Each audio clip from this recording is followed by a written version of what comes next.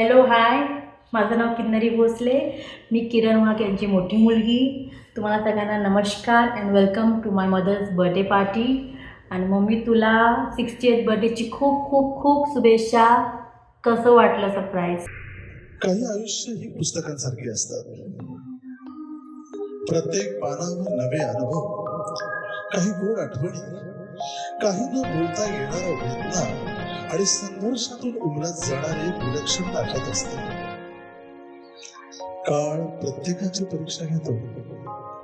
काही जण त्या परीक्षेत हरवून जातात, तर काही जण स्वतःच प्रकाश बनवून इतरांच्या आयुष्याला उजळतात.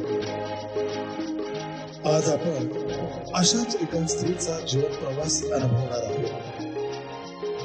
एक साध्या, संवेदनशील पण आतून अत्यंत गंभीर असलेल्या व्यक्तिमत्वाचा हा प्रवास. अर्थात सौ किरण वसईकर वाघ. सोनी वे चलती जिद्दां वे चलती अग सारे ने चुप ते कुड़ी वे पौंदी वे खप जुबानों ए मारदी लट मुंडिया ते चकदी है हाथ सीधी मुंह करे गल जे चंगी नी मुंह ते वे चंड पुठे कुत्ते करे सीधे ते जेड़े ने सोचदे कुड़ियां ने मुंडिया तो कट देखो कुड़ी दो हाड़ दी शेरनी वांगू चलदी चाल सोना वे चेहरा ते तिखा दिमाग बोता वे गहरा ते अखां ने लाल तुसी जनाब हो जो जी सैड ते क्योंकि ये सुरदी ने किसे दी है नी मजाल बोल के देखो करे बवाल रुक के देखो सुरदी नी किसे दी है नी मजाल बोल के देखो करे बवाल रुक के देखो सुरदी नी किसे दी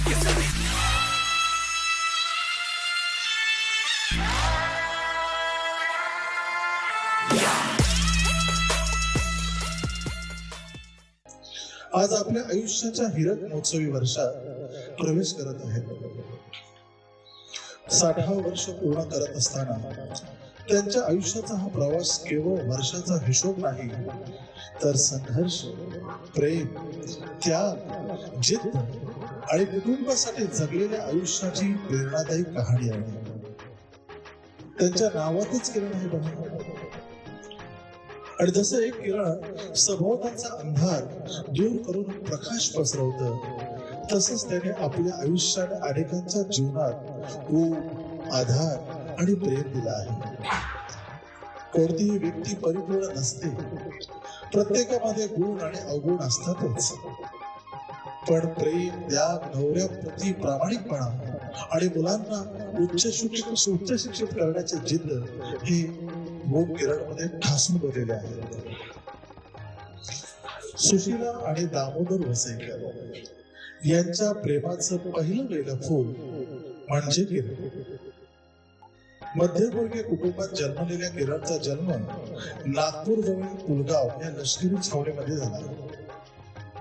कारण वडील आर्मीमध्ये असल्यामुळे त्यांच्या बदल्या सतत होत असत.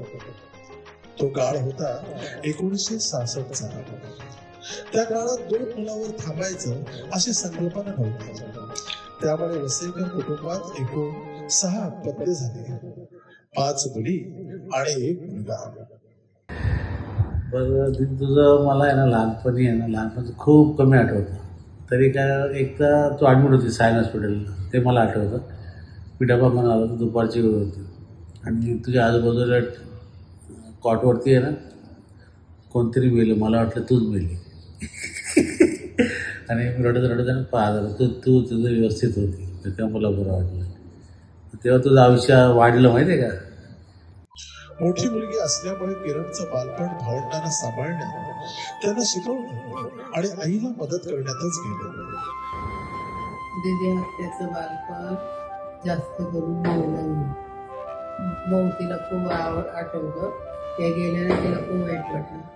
मला सांगितलं नाही म्हणे. मी अजून मला सगळं आठवतं. पुलगावला तर आम्ही लहानच होतो. पुलगावचं तर काय आम्हाला आठवत नाही. पण मुलं असल्यापासून दीदी, मी, श्यामला आम्ही तिघी बरोबर शाळेत जायचो. आणि त्या दिवशी ती शाळेत जायची, त्याच्यावर खूप लॉटरी लागायची. तर मग पंकज मला कुठेकडे फिरायला घेऊन जायची, तिच्या मैत्रिणींकडे, शेतात जायचं मी. ती आम्हाला व्यवस्थित शाळेत घेऊन द्यायची, व्यवस्थित घेऊन यायची. दिदी आपल्याला रस्त्यात पाणी पण कोणाच्या घरी घेऊन द्यायची. तहान लागते काही बॉटल पद्धत नव्हती ना, मग आम्ही मागायचो कोणत्या तरी पाणी, ती आम्हाला राखायची. मग दिदी असेल त्यावेळी सरळ घरी यायची. तिथून आल्यानंतर आमच्यावर खेळायची, अभ्यास करायची. किस्सा म्हणजे तिथे वेणी घालायचे किस्से होते. अभ्यास करताना पण मी दीदीला सांगायची माझा होमवर्क तू करून दे. तर आई ते खूप रडायची. मी दिवस आल्या अभ्यास करण्याकरता, पण जाताना मी काय करू तुझा अभ्यास. एकदा आई तिच्या वेण्या घालते, मी खूप रडायची माझा अभ्यास करून मी नाहीतरी शाळेत म्हटला. मग आई बोलली बघ ती सगळी राहिली दे घेऊन, तुझा काय एवढं प्रॉब्लेम आहे. आई ती बोली नाही देणार पण तिच्याने मार केला वगैरे. आई जर एक फटका दिला घेऊन दे चल. तर ती मला घेऊन दे. शिक्षणाची तिला प्रचंड आवड होती आणि तसे ते अभ्यासात हुशार देखील होते. ती कंटिन्यू अशी अभ्यास करायची. तिची हालत राहायची ते आठवतं मला. तिची ती ओढणी कॉटनची अशी आणि तिची ती एक वेणी आणि तिचे दात पुढे, एवढं मला छान आठवतं. हा वडिलांच्या सतत बदल्यामुळे तिचं शिक्षण वेगवेगळ्या राज्यांमध्ये आणि शहरांमध्ये झालं. त्यामुळे तिने हिंदी, मराठी आणि इंग्रजी अशा तिन्ही माध्यमातून शिक्षण घेतलं. आम्ही जेव्हा नंदुरबारला आलो राहायला तेव्हा तुझी 7वीला 6वीला 7वीला म्हणजे तुम्ही शाळेत होतात. पण तिचा पहिला नंबर आलेला जेव्हा आम्ही नंदुरबारला राहायला आलो जानेवारीमध्ये. तर तिने हिंदीचं मराठी लगेच पिकअप केलं आणि परत ती नंतर त्यामुळे पहिला नंबर आला तिचा. एवढी हुशार. नंदुरबारला आल्यानंतर घरात काम कसं करायचं त्याची शिस्त लावायची, अभ्यास कसा करायचा त्याची शिस्त लावायची. घरी आलो की दादांचा एक रूप बनवून दादांना दिदी जर खेळायला येईल तरच खेळायला जायचं. हा पण एक मोठा रूल होता आमच्या घरी. मग ती आली का नीट करायची, चादर नीट करायची, हा सगळ्या वस्तू ठेवायची, झाडू मारायची. आणि मग हेच गुण ते तिच्या मुलीत आले चकोलीमध्ये. आणि मग एवढी किटकिट करायची आईला वरची काय एवढा पसारा दिली. आई म्हणजे काय पसारा दिला. अनुरागी हातात रंजू खूप लहान होती ना 5-6 महिन्याची. आई काय कोणावर थांबायला स्वयंपाक करायचं असायचं. दिदी चिडचिड झाडू बिडू मारायची. पंकजा तर खूप रागायचा. खेळायला जायचं सर बाकीचे लोक जे सकाळी राहते ते मग लवकर निघून जायचे ना. मग आमची घाई असायची चल दिदी खेळायला. मग ती तिला पुढं असेल तर ती यायची खेळायला. तर आमचं कॅन्सर खेळायला. ती मला बोलते की तुझा जन्म झाल्यानंतर माझं खेळणं बंद झालं. मला खेळायला जायचं तरी मला तुला कडेवर घेऊन जावं लागायचं. म्हणजे मला ती कडेवर घेऊन जायची. थोडा वेळ जायचं खेळायला. म्हणजे तिचं बालपण आमच्या दोघी लहान मुलांमुळे भावंडांमुळे गेलाय थोडक्यात असं. आणि मी पहिलीला होती आणि मी शाळेत जायचो ना आम्ही एकच. तर मला ना खूप भीती वाटायची वर्गात बसायची. मी एवढी रडायची ना मला दिदीच पाहिजे असायची. मी तिच्यावरती सांगायची तू माझ्या वर्गात बसा. पण हे शक्यच नव्हतं ना. तर मी खूप रडायची. मग ती मला कशी ते बसू मग टीचर रागवायला लागली मला. तेव्हा मग मी हळूहळू बसायला लागली वर्गात. पण जेव्हा सुरुवातीचा पहिला महिना तर मी खूप रडायची. मी तिच्या क्लासरूममध्ये जायची रडत रडत. मला बसायचं जेवढं मला बसायचं. मुंबईला आल्यानंतर मी पण समजदार होऊन गेली. ती पण मग तेव्हा घरातलं सगळी कामं सांभाळून, अभ्यास सांभाळून, शाळा कॉलेज वगैरे व्यवस्थित आम्ही करायचो. ती आम्हाला व्यवस्थित मार्गदर्शन करायची. अभ्यासामध्ये आम्हाला मार्गदर्शन, जिथं आम्ही चुकलो तिथं आम्हाला समजून सांगायची आणि आमचं व्यवस्थित हे घ्यायची, काळजी घ्यायची आमची. आम्हाला वेळोवेळी मार्गदर्शन करायची. जिथं चुकलो तिथं आम्हाला ती रागवायची. तिथं तुम्ही चुकले असं नाही वागायचं. कोणाशी काही बोललं गेलं उद्धटपणे तेव्हा पण ती आम्हाला बोलायची. असं कोणाला प्रत्युत्तर द्यायचं नाही, व्यवस्थित बोलायचं, व्यवस्थित ते करायचं. दक्षिण मुंबईतील सिद्धार्थ कॉलेजमधून तिने आपली पदवी शिक्षण पूर्ण केलं. वाचनाची तिला विलक्षण आवड. त्याच्यामुळे ते मला चांगलं आठवतं सगळ्या गोष्टी. तिची आवड पुस्तकांची. तिला खूप आवडायचं कादंबऱ्या वाचायला. दिवाळ्यांचं पाठवायचं नाही पण तिला खूप. म्हणजे मी आजही तिला पाठवते पुस्तकं. तिला ते आजही आवडतं. आणि तिचे असे तिला कलात्मक पिक्चर खूप आवडतं बघायला. म्हणजे नसरुद्दीन शाह, स्मिता पाटील, सुप्रिया पाटील तिला खूप आवडतं. तिला तसंच राहायला आवडायचं. तिच्या कॉटनच्या साड्या होत्या तशीच ती घालायची सेम त्यांच्यासाठी. तिला फॅशन आवडायची. आणि तिने कॉम्प्रोमाइज खूप केलं. तिला 2 ड्रेस होते कॉलेजमध्ये झाले. तिला स्कॉलरशिप मिळायची ना त्याच्यातून तिचे कपडे शिवून. मग त्याच्यामध्ये पण ती 2.5 मीटरची ओढणी जास्त पैसे होतं. मग 2 मीटरची ओढणी तिला खूप आवडायची, लांब होती ओढणी. पण तिला कधीच मिळाली नाही तसं. ते पण तिने खूप कॉम्प्रोमाइज केलं ती कपड्यांच्या बाबतीत. ती म्हणजे खूप समजूतदार होती. मग तिच्यामुळे पण शिकलो की मान पण कधी हट्ट नाही करायची पिकनिकसाठी जायला, तशासाठीच नाही करायचं. कारण तिच्यामुळे शिकवलेलं. आपण आपल्या घरात तसंच होतं ना वातावरण हो. ऍडजस्ट करायचं. एवढं तिने पिकअप केलं तेव्हा. हो. हे सगळे लोक हे लग्न हे मुलगी आत्ताच आली 2 महिने झाले शाळेत आणि लगेच पहिला नंबर पण आला. ती हुशार होती अभ्यासात. ती लहान होती निबंध स्पर्धेत भाग घ्यायची. इव्हन तिला कॉलेजमध्ये पण 11वीला निबंध स्पर्धेत निवडलं. आणि मग मी जेव्हा आता 9वी 10वीला गेली ना 8वी 9वीला अँटोपीला पण राहायला आलो तेव्हा पण दिदीकडून येत होती. हा, जेव्हा आपण अँटोपीला राहायला आलो मला लहानपणीचं काही एवढं तिचं अटॅचमेंट मला काही आठवत नाही. जेव्हा आपण अँटोपीला आलो तेव्हा हिने एक ती जेव्हा मला वाटतं कॉलेजला होती ना तेव्हाच मला सगळं आठवतं.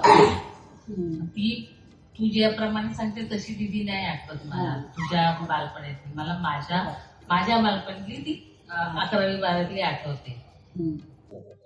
मराठी आणि हिंदी साहित्य तसेच आशय प्रधान आणि कलात्मक सिनेमांकडे तिचा विशेष ओढा होता. ही आवड तिला तिच्या वडिलांकडूनच मिळाली होती. आणि शाळेत जायचं ड्रॉइंग येईल म्हणजे घेईल एवढीशी 3 वर्षाची होती. पप्पांना म्हणे मी ड्रॉइंग येईल.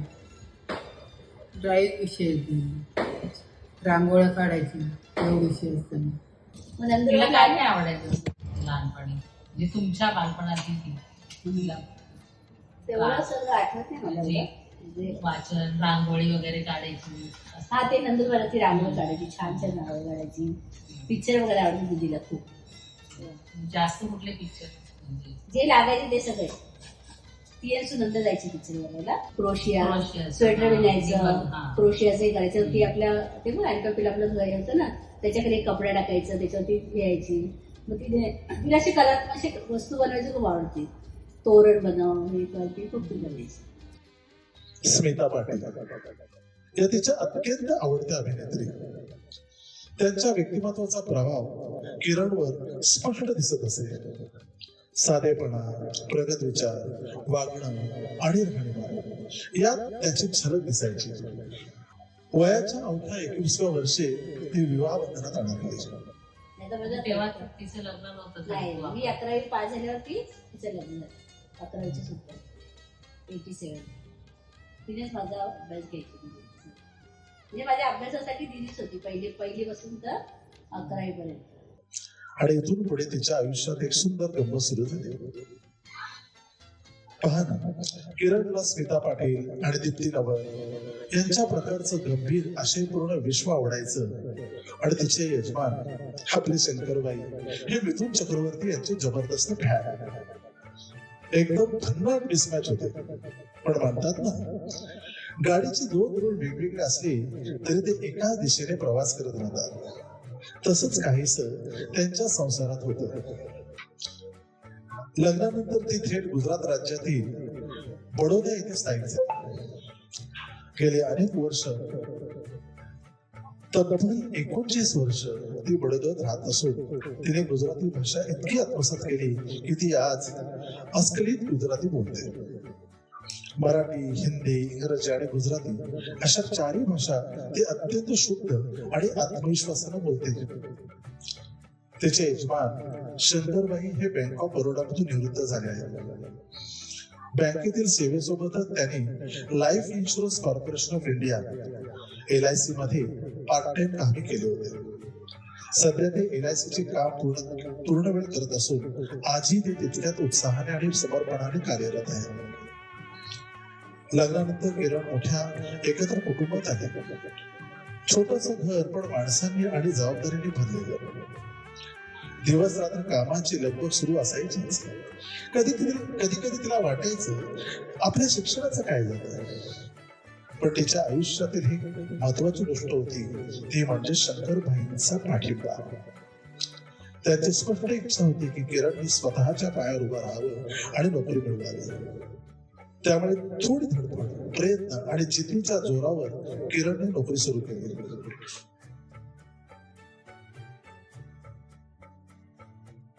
तू लग्नानंतर पण तू शिकत होती तर ते एक मला इन्स्पायरिंग होतं सतत की तुला, कारण की तुझ्यात ते हे होतं की मला शिकायचं आहे, मला करिअर करायचं आहे, मला जॉब करायचा आहे. हे सगळ्या गोष्टी तुझ्यात ते ॲम्बिशियस असणं हे मी तुझ्याकडनं शिकले.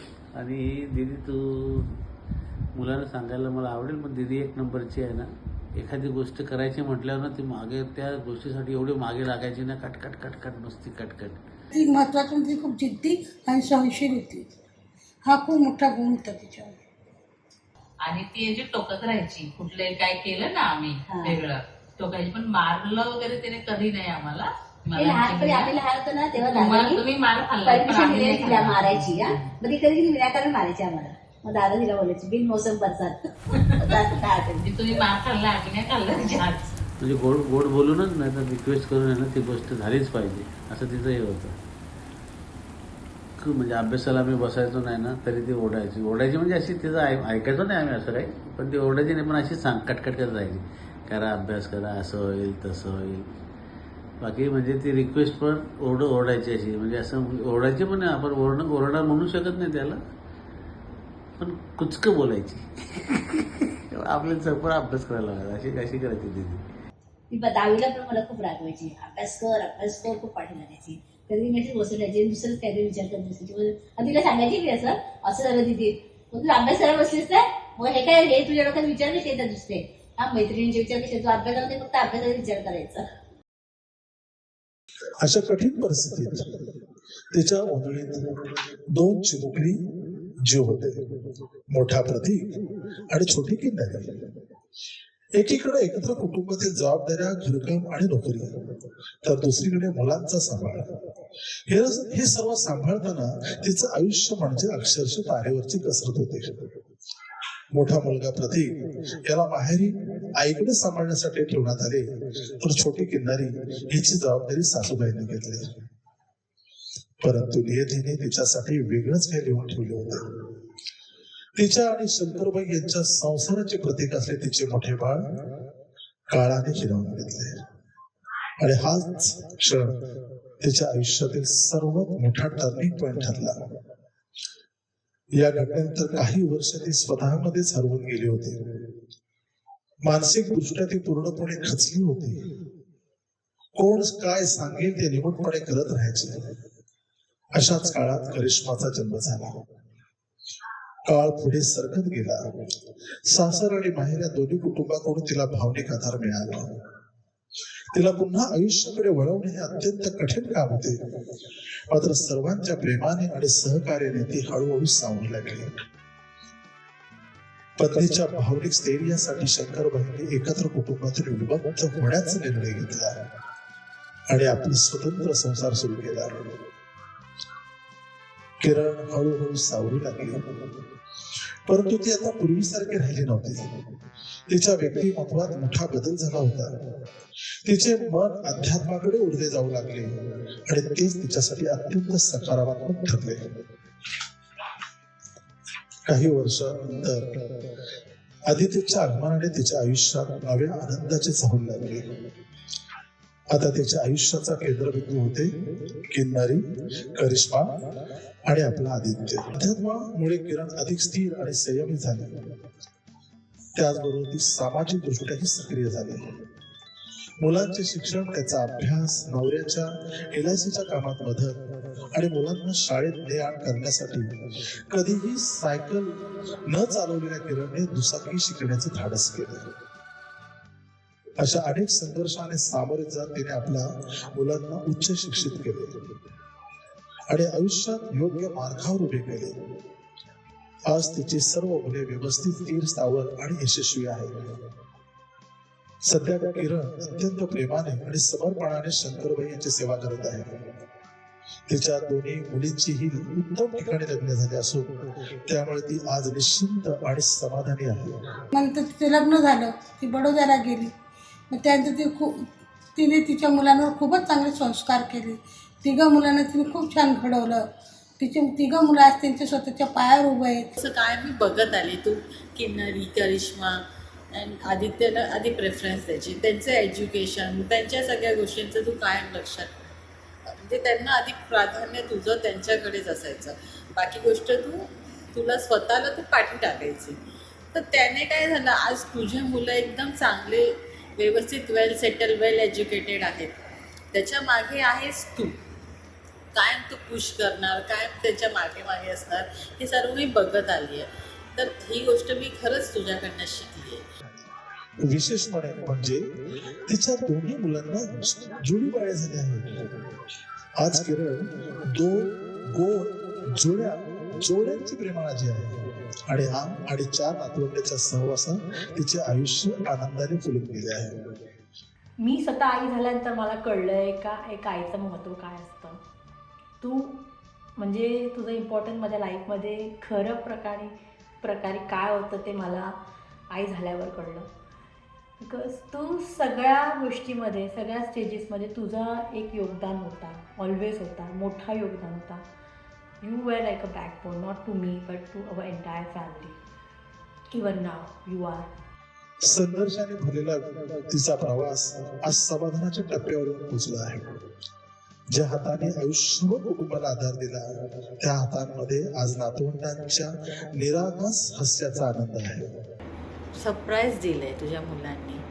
दॅट वॉज अमेझिंग आणि खरंच ॲप्रिशिएट करते मी त्यासाठी मुलांना. आणि हे मुलांमध्ये गुण कसे आले, त्यांना असं का वाटतंय की असं आपल्या आईला एकदम स्पेशल ट्रीट करावं, बिकॉज तू त्यांची ब्रिंगिंग तशी केली आहे, तू त्यांना तसं घडवलं आहे. त्यामुळे आज ते तुला असं त्याचं रूपांतर अशा स्वरूपात तुला दिसतंच आहे.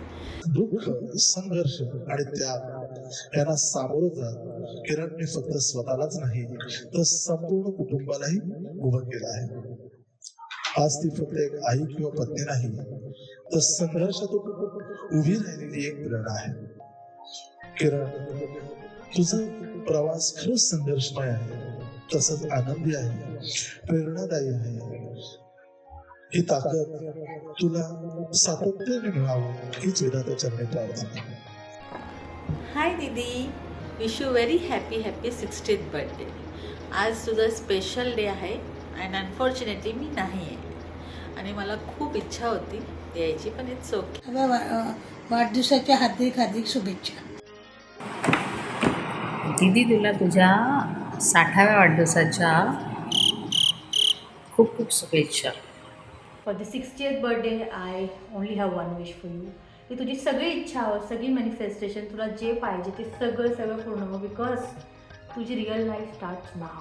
It's not the end, like it's not the 60 म्हणजे असं खूप मोठा नंबर वाटणं old age. No, the real life starts now. म्हणजे 60 म्हणजे 40 वर्ष तू पूर्ण सॅक्रिफाईस केलं आहे. तुझ्या नवऱ्याला दिलं आहे, मुलांना दिलं आहे, तुझ्या सासरच्यांना दिलं आहे, सगळ्यांना दिलं आहे. आता तू तुझ्यासाठी जागावं बस, एवढीच आमची इच्छा आहे, सगळ्या भावंडांची इच्छा आहे आमच्या. तुला ट्रॅव्हलिंग आवडतं, एक्सप्लोरिंग आवडतं, तुझी जी curiosity, everything you have to go and तू सगळं आता एक्सप्लोर करायचं चालू करावं. कोणाची वाट नको बघायला पाहिजे. Just go and live your life. This is my only message. दीदी, हॅपी बर्थडे. आज तू 60 वर्ष झालीस, त्याबद्दल तुझे हार्दिक स्वागत. प्राणप्रिय बहिणीला दीर्घायुष्य लाभो, उदंड आयुष्य लाभो. तरी दीदी, तुझं पुढच्या आयुष्यासाठी माझ्यातर्फे खूप शुभेच्छा. तू फिजिकली एकदम फिट राहावी, मेंटली फिट राहावी ही देवाचरणी माझी प्रार्थना. एक महत्वाचं म्हणजे काही लोक म्हणतात मूर्तिकारानं मूर्ती घडवली आणि शिल्पकारानं शिल्प घडवलं. पण मला असं वाटतं की प्रत्येक मातीत आणि दगडात तो गुणधर्म असावा लागतो, त्यानंतरच त्या मातीतून आणि दगडातून मूर्ती आणि शिल्प घडलं जातं. मला वाटतं तसंच तुझ्या आयुष्यामध्ये आहे. तसंच तुझ्या आयुष्यात अनेक चांगले गुण आहेत. म्हणूनच तू तुझ्या संघर्षातून स्वतःलाच नाही तर अख्खं कुटुंबाला प्रकाश नाही केलंस. पुन्हा एकदा तुला तुझ्या 60व्या वाढदिवसानिमित्त हार्दिक शुभेच्छा. अशीच मोठी होत जा, असंच अख्ख्या कुटुंबाला आनंद देत जा. Happy birthday to you, happy 60th birthday, and thank you everyone for making my Mother's Day so special with your presence. I'm so sorry मी नाही येऊ शकले मम्मी, पण माझा व्हिडिओ तुझ्यापर्यंत नक्की पोचला आहे, त्याची मला टेक आहे का. ठीक आहे, ॲटलिस्ट मी नाही आहे पण माझा प्रेझेन्स एक छोटाशा वेमध्ये तर आहे. Thank you everyone, thank you all your sisters, all my मावशीज, my siblings, everyone there, Papa, thank you for being my mothers, आमच्या मम्मीचा बिगेस्ट सपोर्ट. आणि please always be her biggest support. Bye. तर मग एवढं नाही सांग. अभ्यास आहे ना. मला फक्त अरे Happy birthday, Bawoda.